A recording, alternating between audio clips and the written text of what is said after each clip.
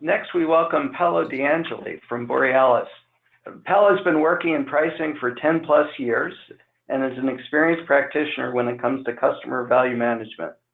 He's now working with Borealis, where Leverage Point was primarily introduced to support value selling a little over a year ago.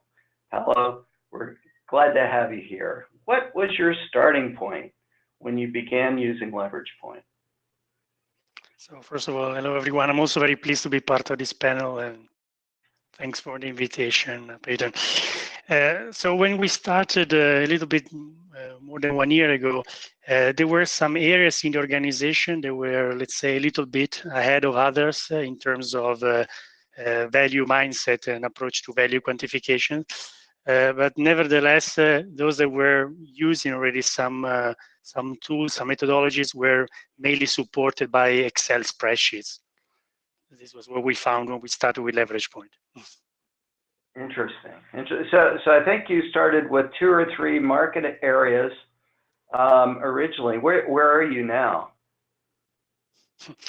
Yes, indeed. We started with 3 pilots. They were mainly in one of what we call industry classes, one of our business areas. And now, after 1 year, we are addressing 10 market areas across all these industry clusters and across geographies. And on top of that, we're trying to use this methodology as much as possible. So we created a brand new practice, if you wish. So I'm now supporting as many colleagues as possible that are interested in value-based pricing and quantification to capture opportunities, apart from the formal pilot program we launched. And it's interesting because you see that the more we grow, the more people are interested in understanding how this works. And we are not only quantifying the tangible elements of value, but also the intangible elements of value, which are the most difficult one, but also the most interesting somehow. And so it's growing. Interesting. And as you organize and move it forward. So how do you use Leverage Point in your customer value management process? So first of all, with customer value management process, we refer to customer value creation, the quantification of value, communication of value, and capturing. This is internally what we use in terms of methodology. And Leverage Point is mainly used at the moment with for the quantification piece and the communication piece to our customers. And of course, more and more also for the capturing part, while not so much still for the value creation. As you look at your first pilots, what were your key learnings from those?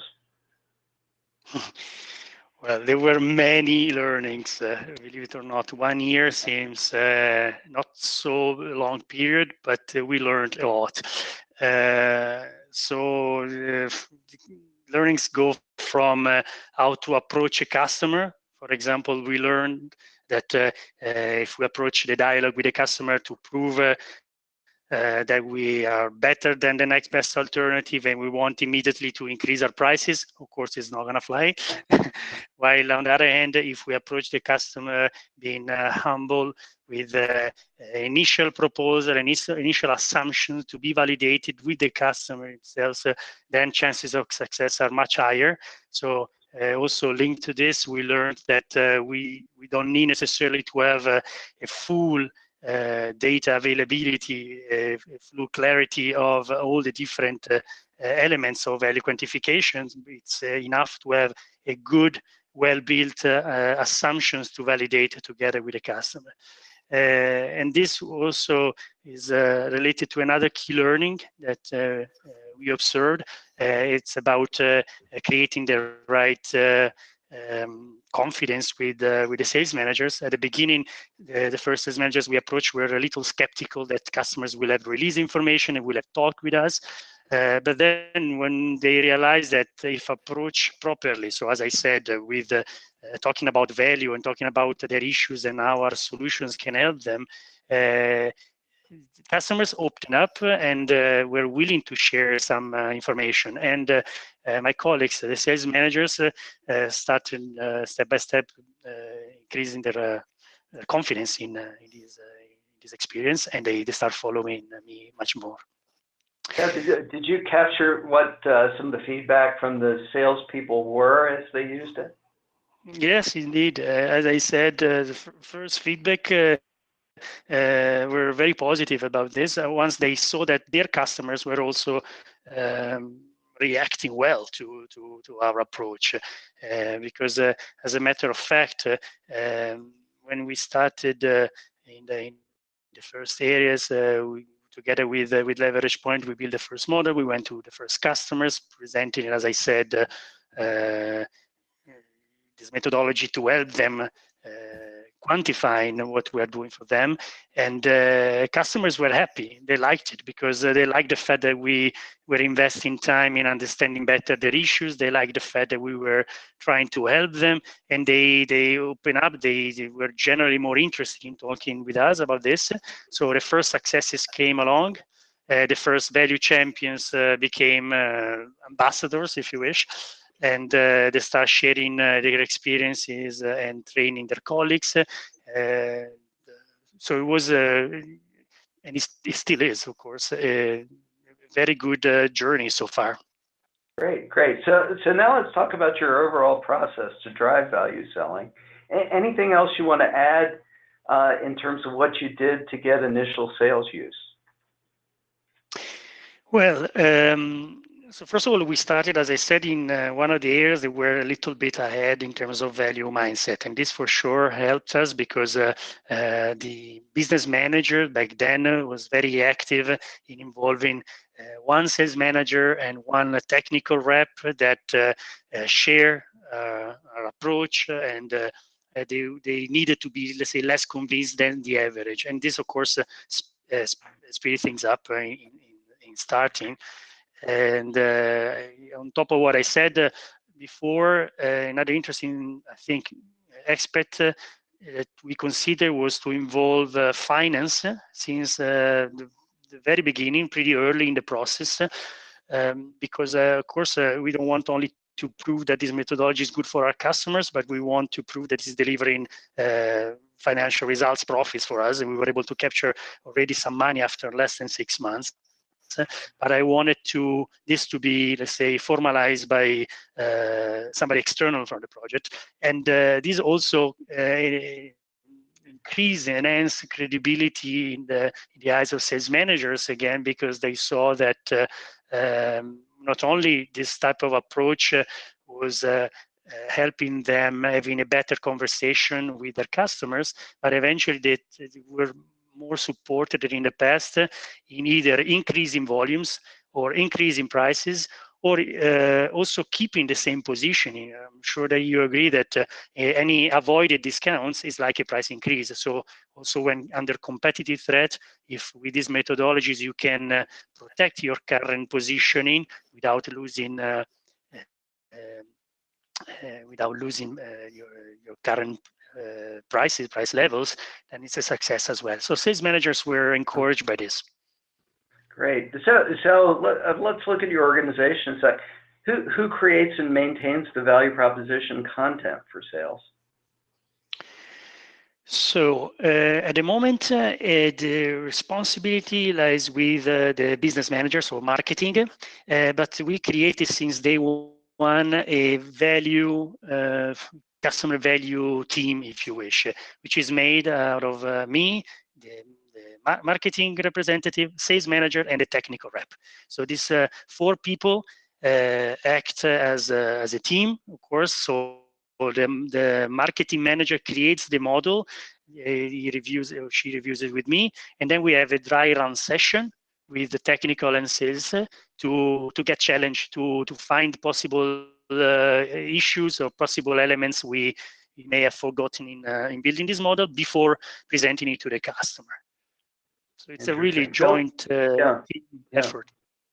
Yeah. So as you look at things, when in the sales cycle does it make sense for your salespeople to have value conversations? And how often do they talk about prices in those conversations? That's a very good, interesting question, Peyton, because it's another another of our learnings.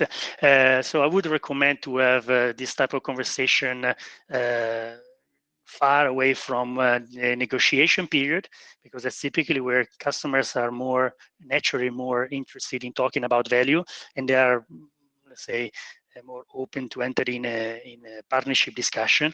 And in these conversations, I would recommend not to talk about prices at all, because these conversations, as I said, are around the customer's issues, how Borealis in this case is helping them solve these issues, and in quantifying these different elements of value, because it's very important that the customers realize that if in the future, for whatever reason, we decide to invest less on one of the elements of value for whatever reason, it's important that we both understand, Borealis and the customer, what is at stake, right?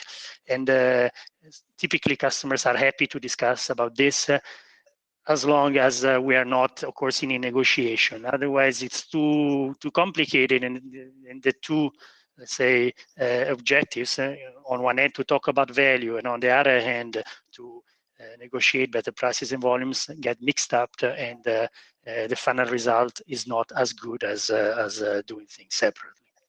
You know, that's really in stark contrast to so many people we hear who say, well, I'm saving value for the negotiation. That's really, yeah, that's really interesting. It's really the theme of use value early, I think.